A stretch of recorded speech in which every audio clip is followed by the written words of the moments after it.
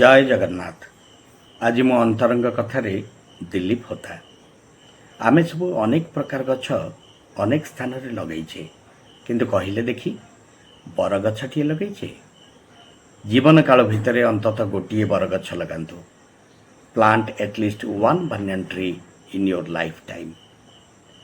Project my banyan मो बरगछ नवरंगपुर महाविद्यालय रे जिला युव रेडक्रॉस समावेश रे आमे उद्घाटन कर सारिछु।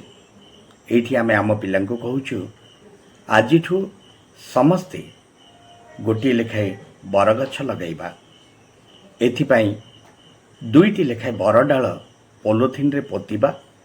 आउ ठीक 7-8 मास परे ता भितर अंततः गोटे गछ हो जीवो एवं सेही गछ को आम गाँर श्मशान रे आम गाँर नदी घाट रे किंबा रास्ता कड़े 10 मीटर छाड़ी लगई दबा।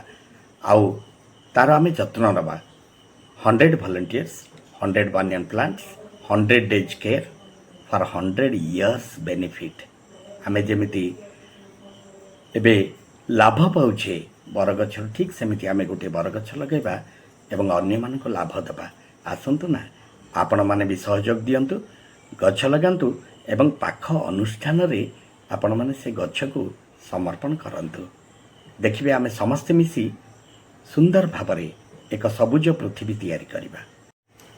ताहले आसंतु आमे समस्त मिलित भावरे आमरी बरगछ अभियान को सफल करिबा। आपण मानकर कमेंट बॉक्स रे देबे आउ हमकु सहयोग देबे। आज पई रहूची नमस्कार।